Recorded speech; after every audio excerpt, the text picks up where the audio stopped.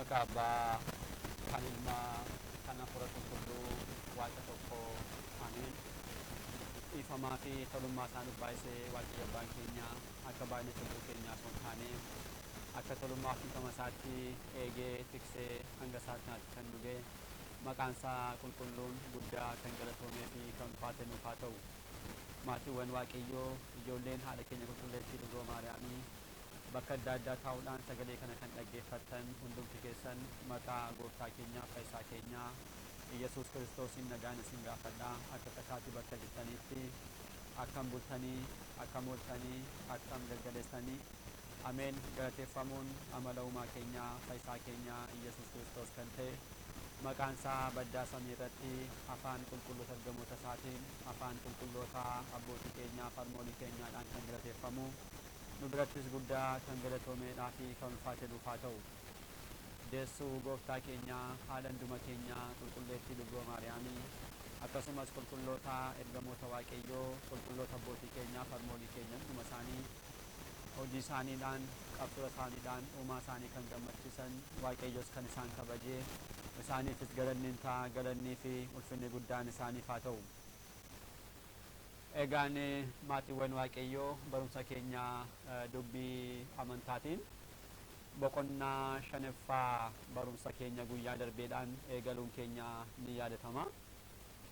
Guyyaa darbe gaa boqonnaa shanaffaa jennee kutaa tokkoffaadhaan kan baranne icciitii foonummaa maalidha hiikkaansaa kan jedhu ilaalleerra. Icciita foonummaa jechuun icciitiiwwan utubaa amantaa shanan keessaa tokko kan ta'ee fi nama ta'uu ilma waaqayyoo kan ittiin barannudha jechuun keenya ni yaadatama. Ittaansuudhaanis immoo waa'ee uumama namaa muraasa kaasuudhaaf yaalleerra namni amaloota foonii afuriidhaa fi amaloota lubbuu sadiirraa akkan uumame namni kun immoo erga uumamtoota hundumaarraatii uumama addaa taasifamuudhaan waaqayyoo kabaja addaatiin akka inni isa uume hafuura isaatti baafachuudhaan gannata keessa galchee achittis immoo gannata keessa galchuudhaan hojii akka inni hojjetuudhaaf nama kana maal taasiseera waaqayyo ajajeeraa jechuudha. እና haala kanaatiin ture addaamiif hewaan gannata keessa jiraachaa kan turan jechuudha. Ittaansuudhaan kaasnee kan dhaabbanne waaqayyoo abboommii addaamiif hewaaniin kennuusaa kaasneerra. Guyyaa har'aa egaa kan barannu isa wajjirraan kan wal qabatu waaqayyo maaliifidha abboommii kana dhala namaadhaaf kan kenne kan jedhu kan ilaallu kan ta'u. Kana barachuun maaliif barbaachise? Namoonni baay'een yeroo tokko tokko maal taasisu wantoota akkasii kana kaasuudhaan waaqayyo akka inni dhala namaa miidhetti akka inni addaamiif waan hin miidhetti wanta kaasanidha. Isa dhugaadha. Dubbiiwwan akkasiin barbaachisne kun waaqayyoota dubbataman baay'ee kan nama gaddisiisudha. Addaam kan balleesse olitti darbanii namoonni immoo dubbii akkasii waaqayyoon balleessaa akka taasisuudhaaf gaafa yaadamu kan nama gaddisiisudha baay'ee. Kanaaf waaqayyoo maaliifidha kaayyoon isaa addaamiif abboommii laachuun maaliif barbaachise kan jedhu beekuu qabna jechuudha. Beekuu qabna. Waaqayyo addaamiin kuffisuudhaaf addaamiif wanta jibbuuf addaam akka ittiin kufuudhaaf abboommii kana kenne jechuudhaan namoonni baay'een ni yaadu. Kan akka hin taane salphaadhumatti akkamitti hubachuu dandeenya? Waaqayyo addaamiin akka kanaatti osoo jaallatu ilaala akkamitti uume addaamiin jechuudha. Uumama hundumaarraa addaasuun akkamitti uumeera? Harka isaadhaan qaqqabuudhaan uumeera. Kana booda deebisee maal taasiseera? Gannata eenyudhaaf kan hin kennamne achi keessa galcheera. Hafuura isaatti baafateera. Kana hundumaa kan isaaf taasise waaqayyo guyyaa irraa akkamittidha darbee dhufee addaamiin balleessuudhaaf kan yaadu. Innaa kana haala kanatti yaaduun sirrii akka hin taanedha. Walumaa galatti karaa kiristaanummaa manni kiristaanaa keenya kan barsiisu garuu waaqayyo maaliifidha addaamiif abboommii kan kenne kan jedhu abboommiin kun kallattiimaan faayidaa dhala namaadhaaf kan kennamedha malee wanta biraa miti. Guyyaa har'aas kanneen kennaman itti deebina. Faayidaa keenyaaf malee faayidaa waaqayyoodhaaf miti. Waaqayyo akkasin godhiina akkas godhaa gaafa jedhu wanta argatu hin qabu. Durseesi addaamiin waaqayyo maal jedhee jennee baanee darbe waaqayyo gooftaan muka gannataa keessaa hundarraa ni nyaattaa jechuudhaan muka hundumaarraa kan nyaatu isa abboome.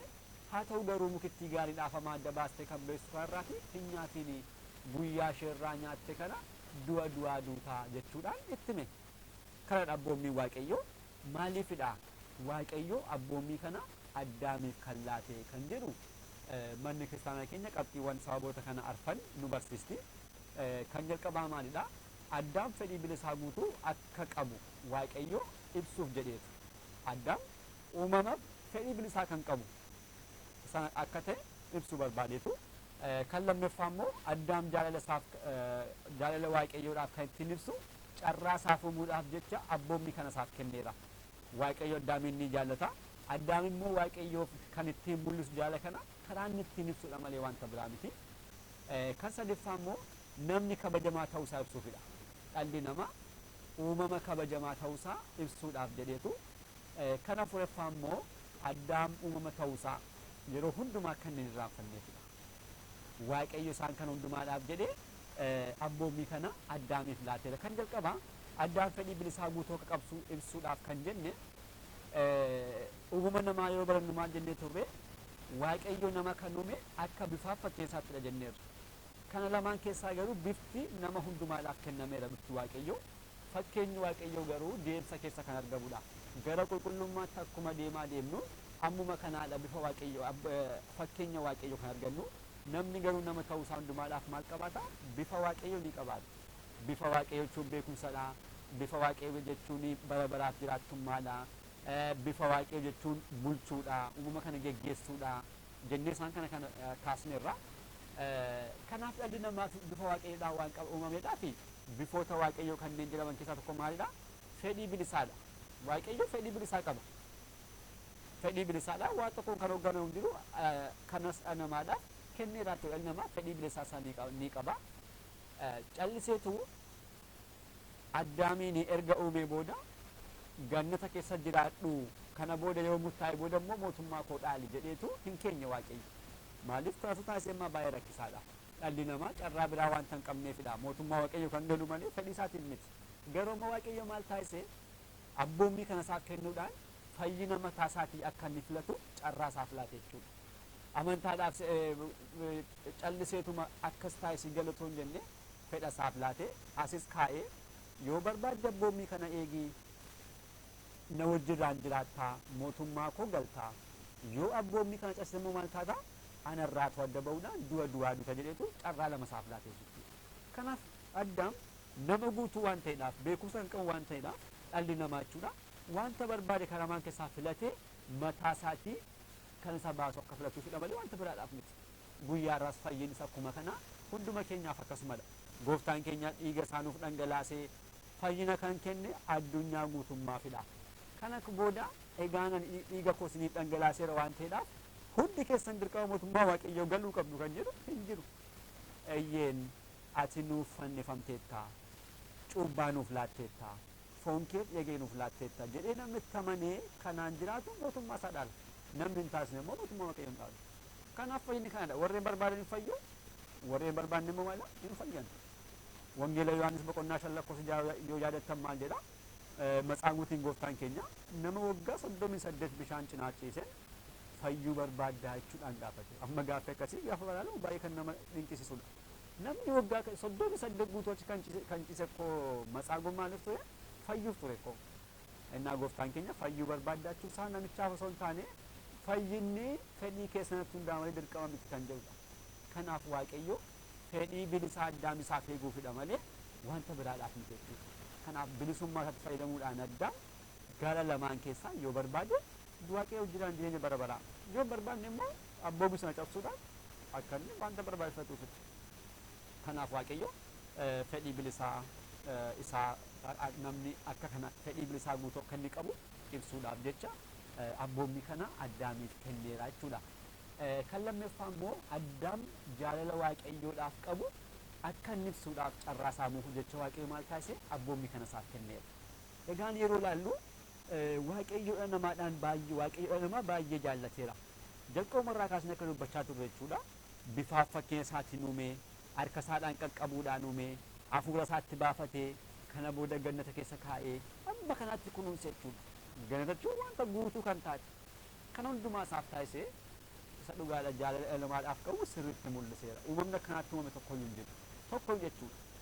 waaqayyo harka isaadhaan qaqqabee kan uume hin qabu hafuura isaatti hin baafanne waaqayyo dhala namaadhaaf garuu kan hundumaa maal taasiseera kenneeraaf jechuudha. Kana booda addaam immoo maal taasisuu qaba waaqayyo uumaa isaa akka jaallatu kana innis immoo deebisee maal taasisuu qaba jaallachuu qaba waaqayyoodhaan.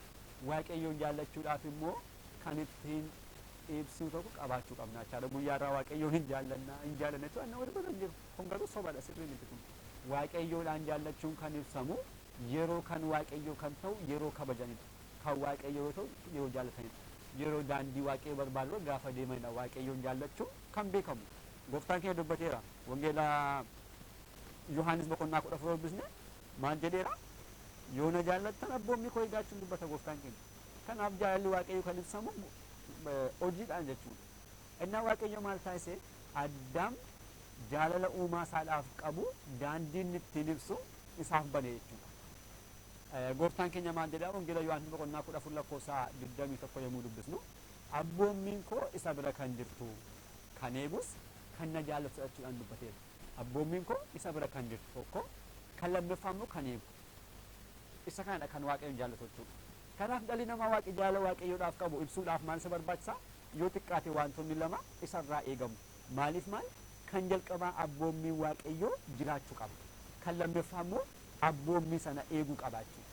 Yeroo kanadha dhalli namaa waaqayyoon jaallachuu isaa kan ibsu. Kan jalqabaa abboommii yeroo jiraatu abboommii sana fayyadamuudhaan abboommii sana yeroo eegu jaalala waaqayyoodhaaf qabu ibseera jechuudha. Kanaaf waaqayyo dhala namaadhaaf kan kenne abboommii jaalalaadha. Abboommii namni itti fayyadamuudha malee abboommii namni ittiin fayyu miti, namni ittiin badu miti. Akka namichi itti fayyadamuudhaaf jaalala uumaa isaadhaaf qabu akka inni ittiin ibsuudhaaf malee wanta biraadhaaf miti jechuudha. Abboommii waaqayyoo jechuun immoo fedhiiwwan waaqayyoodha. Waaqayyo akkas godha guyyaarraa ka'u abboommii baay'ee nuuf kennama jiru miti. Hin hatiin, hin sobiin, hin ejjiin, hin ajjeesiin kan jedhaman kun hundumtuu abboommii fedhiiwwan waaqayyoo dhala namaadhaaf mul'isan malee wanta biraa miti. Ara guyyaarraa nuti yoo ajjeesnu fi yoo ejjine waaqayyoodhaaf waan tokko hin buusnu ni beekna miti. Kun matuma keenyaafidha. Yoo kana raawwattan ana wajjirraan jiraattu ana jaallachuun keessan ni beekamaadha. Kanaaf guyyaarraas kan nuuf kennames haa ta'u yeroo sana addaamiif kan kenname inni guddaan namni waaqayyoon akka jaallatu akkanittiin ibsu. Namni waaqayyoon jaallatu immoo kan isaa kan ta'e hundumaa maal taasisa ni jaallatu. Guyyaarraa koo kiristaanonni bakka adda addaa koo xabala kan deemnu bakka adda addaa koo niksi fakkeenyaaf haadha keenya dubroo maariyaam jechuudhaan niksi bakka fagoo kan deemnu koo wanta biraadhaaf miti. Amantaan keenya koo bakka sana yoo deemtan ta'e fayyuu hin dandeessan nuun hin jettu barumsa akkasii hin qabdu. Garuu maaltu nu deemsa jaalala qulqullootaaf qabnudha. Jaalala ergamootaaf qabnu. Jaalala dubroo maariyaamiidhaaf qabnudha kan ta'e bakka fagoo deemuudhaan bakka maqaan isaaniidhaan kan kabaju jirutti argamnee kabajna jechuudha. Kanaaf wantoonni kun maalidha jaalala qabnuuf ibsuudhaaf waan ta'eedhaaf kan waaqayyoo kan ta'us dhalli namaa yeroo kabaju waaqayyoon jaallachuusaa agarsiisa jechuudha. Kanaaf kan waaqayyoo immoo fedhiiwwan waaqayyoo immoo maal ibsamu abboommii isaatiin ibsamu. Abboommii waaqayyoo jechuun maal jechuudha fedhiiwwan waaqayyoo jechuudha. Kanaaf namni waaqayyoo abboommii kana kan kenne sababiin lammaffaa maalidha addaam jaalala uumaa isaadhaaf qabu akkamittiin ibsatuufidha. Kan sadaffaa immoo namni kabajamaa ta'uusaa ibsuuf jecha waaqayyo abboommii kana kenneera. Namni maal ta'uusaa kabajamaa ta'uusaa ibsuudhaaf. Egaa namni guyyumarraayyuu gaafa laallu jireenya keenya keessatti jechaadha namoonni namoota baay'ee kabajanii namoota baay'ee jaallatanii fi namoota baay'ee amananitti maal kennitu adiraa kennatu. Adiraa kana naaf eegi kana kana naaf taasisi yoo du'e kana kana naaf godhachuudhaan nama kabajaniidhaaf jaallatanitti adiraa kennatu. Waaqayyos maal taasise dhalli namaa abboommii koo eeguu danda'a. Abboommii koo kabajuu eeguu danda'a jechuudhaan dhala namaa amma kanatti kabaja kanarra kaa'uudhaan kan isaa kan ta'e dhala namaatti kennate. Kan isaa kan ta'e naaf eegaa naaf kabajaachuudhaan dhala namaa maal taasise amma kanatti kabajee amma kanatti amanamummaa akkasii amma kanaa akka inni qabu ibsee beekumsas wanta qabuudha dhalli namaa waaqayyo kabaja kana mul'isuudhaaf akka adiraatti maal taasise abboommii isaatti kenne jechuudha. Kanaaf namni itti kennamu maala nama kabajamaadha. Guyyaarraa akkuma jalqaba kaasne namni nama amanamaan kanatti namni adiraa kennu hin jiru.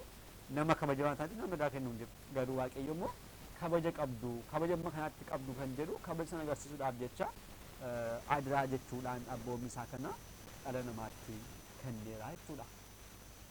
Kana fureeffaa jennee kafee kan xumuraachuudhaan kan kaasnu immoo Addaam uumama ta'uusaa yeroo hundumaa akka hin daganneefidha. Addaam uumama, Waaqayyo immoo uumaa ta'uusaa yeroo hundumaa yeroo kamuu akka hin daganne kan taasisudha kun. Seerri yeroo jiraatudha namoonni uumaan akka jiru kan beekan. Seerri hin jiru taanaan waa tokko hin jiru. Seerri hin jiru taanaan amantaanis hin jiraatu. Amantaan hin jiru taanaan Waaqayyo hin jiru jechuudha. Waaqayyo yoo jiraatu immoo maaltu jiraata? Seerri hin jiraatu. Seera akkamii? Kana raawwatinaa, kana raawwadhaa, yeroo akkasii kana raawwadhaa, yeroo akkasii immoo kana raawwatinaa kan jedhu Waaqayyo kan jedhamu yookiin uumaa kan ta'e addunyaa kan uume yoo jiraata qofadha. Kanaaf Addaam yeroo mukittii kana argu hundumaa maal taasisa? Waaqayyoon ni yaadata. Yoo irraanfate illee mukittii kana gaafa argu maal taasisa? Akka lakkaa mukittii kana hin nyaatin kan hin jedhamedha. Kanaaf kan abboome immoo ni jira, Waaqayyo ni jira, anaa ol ni jira jedheetu yeroo hundumaa mataa isaatii murtaa'aa ta'uusaa, mataa isaatii dadhabaa ta'uusaa, mataa isaatii waa tokko raawwachuu kan hin dandeenye ta'uusaa, kan isa uume Waaqayyo jiraachuusaa yeroo hundumaa akka inni ittiin beekuudhaaf, akka inni ittiin hubatuudhaaf jecha Waaqayyo kana taasiseera jechuudha. Kanaaf Addaam haala kanaatiin itti akka fayyadamuudhaaf jecha Waaqayyo maal taasise? Carraawwan isaan kana hundumaa isaaf uumuudhaaf maal taasiseera? Abboommii kana isaaf kenneera jechuudha. Kanaaf abboommii Waaqayyo Addaamin miidhuudhaaf kan kenname akka hin taane sirriitti manni kiristaanaa keenya nu barsiiste. Waaqayyo Addaamin miidhuu miti jalqaba kan uume akkoo fedhii isaadhaan jaalala isaadhaan miti kan uume barbaade jechuudha. Amma kanatti sin kabajeera, amma kanatti sin jaalladha jechuudhaan harka isaadhaan kan nu uume dabarsee kan hundumaa beekumsa nuuf laate namaaf ergamoota gidduutti amma ergamootaa fi bineeldota gidduutti warra lafarraas akkasumas warra samiirraas fudhachuudhaan kana gidduutti adda taasisuudhaan nama uume. Ergamoonni faarfachaa akka isaan Waaqayyo ittiin galateeffataniif uumee harka ergamootaatiin gara ganisaatti galchuudhaan achi keessa kaa'eera Waaqayyo. Kabaja kana hundumaadhaan kan uume har'a deebi'anii Waaqayyo nama gomsuusuufidha jechuun salphina guddaadha. Salphina guddaadha. Waaqayyo kana hundumaa kan taasise dhala namaa fayyaduufidha. Dhalli namaa calliseetuma osoo waa tokko hin jedhiin mootummaa Waaqayyo galuun hin danda'amu. Kun dhalli namaa sin galateeffachiisu fakkeenyaaf haa fudhannuuti. Muka tokko yoo laalle mukti tokko yoo dhaabate amma mana utubee kan dhaabu jechuudha. Mukti kun carraa biraan qabu. Mana utubee kan dhaabatuudhaaf dhaabatee yeroo hundumaa maal taasisa? Mana utubee dhaabuudha beekaa utubaan mana utubee dhaabu qofaadha. Kanarraa kan barbaade lakkiin barbaade yoo jedhee carraa biraa hin jiru kanumadha. Addaamis akkuma kanaa uumamuudhaan gannata keessa galfameetu calluma taa'ameetu Addaamii mootummaa Waaqayyoo booda yeroo galu fedha isaatiin miti kan galu. Maal jechuudha kun? Carraa biraa waan tan qabneedhaaf beekaa mootummaa Waaqayyoo dhufee gala. Amma garuu maal taasiseera? Waaqayyo kana isaaf kenneera. Itti fayyadamee lakkee ani uumaa koo wajjin jiraachuun qaba yoo jedhe abboommii Waaqayyoo eeguudhaan maal taasisa? Darbii galaa jechuudha. Guyyaa irraa seerri Waaqayyoo akkuma kanatti dhala namaadhaaf kan kennamtedha. Osoo seerri Waaqayyoo hin jiraanne immoo eenyuudha kan qulqulleessuu dandeenya? Hin dandeenyu koo qulqulleettii Arseemaa kan jennu, qulqulluu Giyoorgisii kan jennu, isaan biraas kan waamnu seerri Waaqayyoo waanta jiruufidha. Otoo seerri Waaqayyoo hin jiraanneetu carraa biraan qabnu beekaa calliseetuma jiraannaa sanumaan dabarraa jechuudha. Amma garuu carraan lamaan kennameera. Asii yoo barbaaddan kan raawwadhaa, yoo barbaaddan abboommii kana eegaa mootummaa Waaqayyoo galaa kan jedhamu lamaan isaa maal jira? Kennameera jechuudha. Namni kana lamaan keessaatuu filatee yeroo daandii Waaqayyoo hordofudha. Qulqulluudhaaf qajeelaa kan jedhamu. Warreen sana hin hordofne immoo warreen sana hin deemne maal jedhamu? Xuraa'ota jedhamu, cubbamoota jedhamu. Kanaaf seerri Waaqayyoo yoomuu taanaan kan barbaachisudha. Seerri Waaqayyoo immoo abboommii Waaqayyoo immoo kan nama kuffisu miti. Waaqayyoo nu beeka akkoo. Dhala namaa hundumaa Waaqayyoo ni beeka. Wanta akkamii danda'u, wanta akkamii hin danda'an kan jedhu ni beeka. Kanaaf Addaamiifis kan kenname kan Addaamittiin kufa osoo hin taane kan Addaamittiin darbee gammadudha. Kan inni ittiin booda fayyadamuudhaan mootummaa Waaqayyoo dhaaluudha. Guyyaa irraa mana barumsaatti koo qormaanni kennamu. Ijoolleewwan kutaa 5 xumuran qormaata kutaa 5ffaa kan qoraman akka isaan kufaniif miti. Mootummaan akkas hin taasisu, darbee manni barumsaa akkas hin taasisu. Maal taasisuufidha? Akka isaan dalaganii ittiin sadarkaa itti darbaniifidha. Akkasumallee barataaniif cimaa immoo maal taasisa? Qormaanni gaafa dhufu gammada. Kanaaf qormaanni yoo dhufe jechuudha nama miidhuudhaaf miti, karaa Waaqayyoos dabarrees immoo namicha dhufuus immoo namtis maal taasifachuu qaba? Gammachuudhaan fudhachuu qaba. Maaliif sadarkaa itti waanta darbuudhaaf jechuudha. Kanaaf Waaqayyo sababoota isaan kana hundumaadhaaf jecha abboommii kana Addaamiif kenneera jechuudha. Addaam abboommii kana eeguudhaan waggoota 7 Hewaan wajjirraan gannata keessaa jiraachuu danda'aniiru. Erga sanaa booda garuu qormaan isaanitti dhufee ni kufanii jechuudha. Kufaatii dhala namaadhaa fi abdii fayyina isaa kan jedhu barumsa keenya kutaattaanuun kan itti fufnudha kan ta'u. Abbaa sagalichaa kan ta'e Waaqayyo abbaa keenyaaf galannii fi ulfinni guddaan isaaf haa ta'u. Kutaattaanuun hanga deemnutti nagaa Waaqayyootiin turtii gaarii galanni Waaqayyoof.